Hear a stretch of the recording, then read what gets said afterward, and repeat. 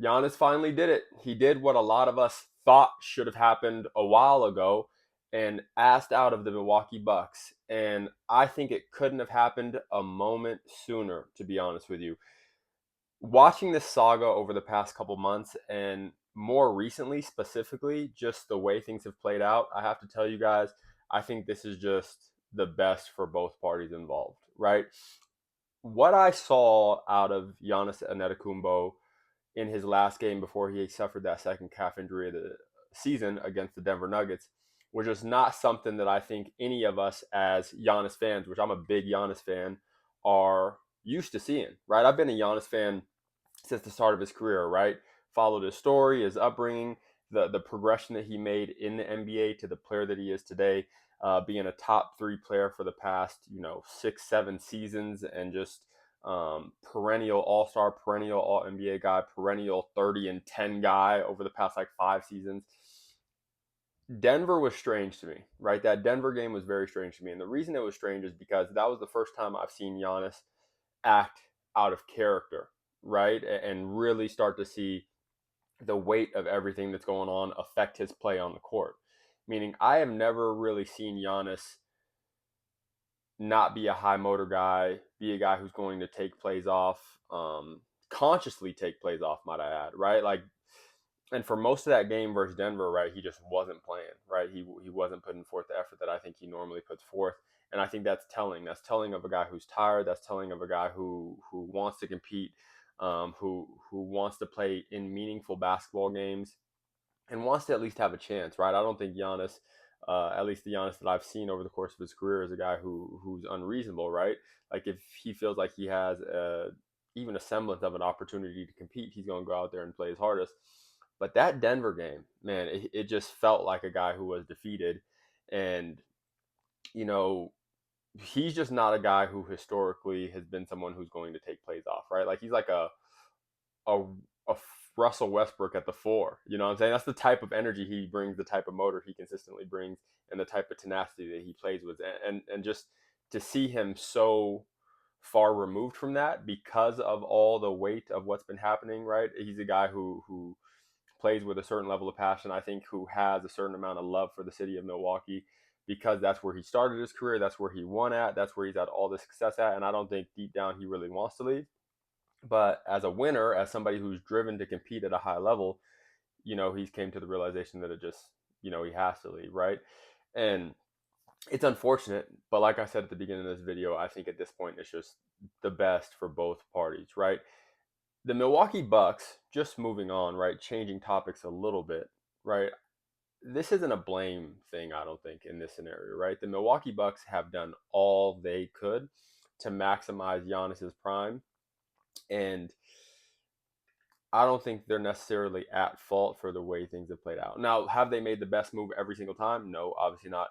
But still, with that being said, they've tried, right? They've tried, to maximize his prime. They've tried to bring Damian Lillard in. They've tried to, move off of guys and bring younger talent in, like that Kyle Kuzma trade last year. They've tried to surround Giannis with shooters, the Gary Temples and all that sort of stuff. And when you're in a city like Milwaukee, it you have to, and I'm talking about front office picture here, right? Like you have to win on the margins of the front office. It's so hard to make big trades and do all this sort of stuff. And unfortunately, the Damian Lillard trade that didn't end up blossoming into anything real. They weren't healthy in playoff series, and that's probably like the biggest type of move that you would be able to make as a franchise like Milwaukee, right? Um, and because of that, because it's so hard to get free agents to Milwaukee, it's so hard to build teams in a smaller market. Once you start emptying the tank, right, emptying the clip and making all these moves, the Miles Turner trade this summer, right, it just puts you further and further and further into the hole to the point where like there's no more moves left to be made. And I think as a front office and where Milwaukee's at, that's just where they're at right now. And that's why I say they're not at fault. Now, again, they have made bad moves. First and foremost, I think the worst move they made, and just one that didn't make sense to me, was the Adrian Griffin firing. Right, like you hire him, he's 30-13, and then he gets fired midway through the season. It doesn't really make sense to me. You bring in Doc Rivers, who has been a good coach, probably will be a Hall of Famer one day, but just recently more recently in his career, right? Like let's say over the past 8 years, maybe I don't know. Um, just hasn't seemed to have the same presence in locker rooms and the same impact on teams as he once did, and that's okay. I think that's normal for any coach, right? As they go through their careers as well. But um, again, I want to be clear. I don't want to completely void people from responsibility. I think Milwaukee has done their best to try and maximize Giannis's prime. I think there's some unluckiness involved there with injuries happening. Giannis and Dame never getting to play really in a playoff series together, never getting to really play for an extended stretch to where they could really cultivate the right chemistry going into the playoffs to maximize what those two guys are.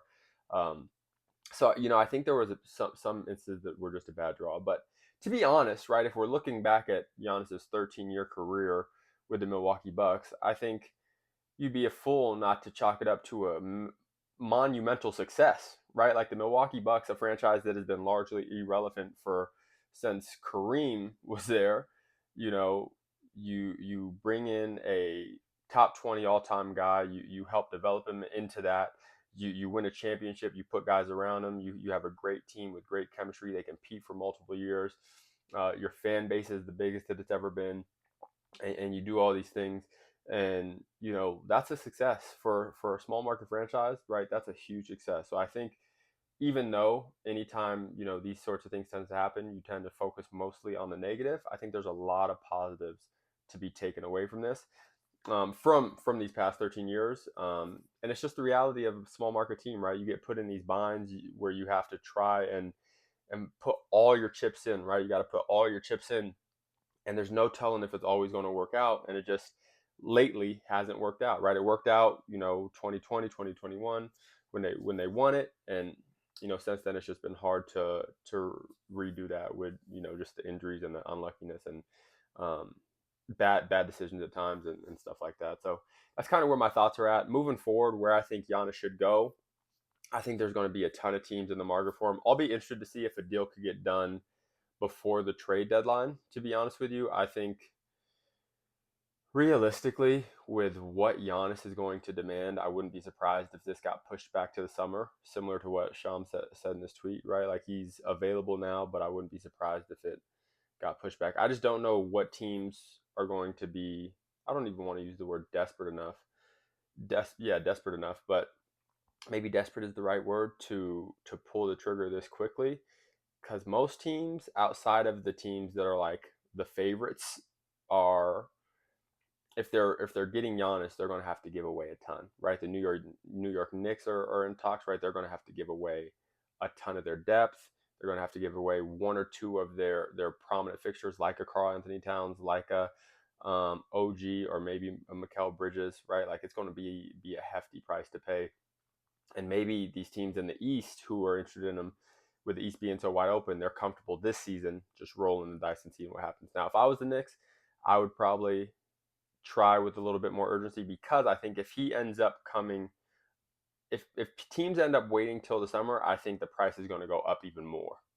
You know what I'm saying? I don't think Milwaukee's in a hurry to move him, but I think it's just going to be a demand thing, right? Like if the Thunder lose this season, they don't end up making repeating or even making it back to the finals. Like let's say they run into Denver round two, they might be interested in Giannis, right? It's going to be tough to beat out the Thunder and their assets in a Giannis deal. San Antonio Spurs could be the same way. Let's say some of their young guys just don't perform in the playoffs this season.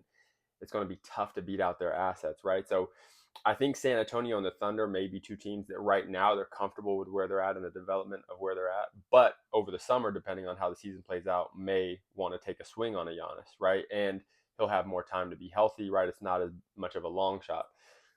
Now I think teams like the Knicks, teams like the Heat, the Warriors, and Hail Mary Lakers, maybe a few other teams as well, could really have a stab at it, right? It just depends on how quickly the Milwaukee Bucks are trying to get a deal done. I'll be interested to see what happens.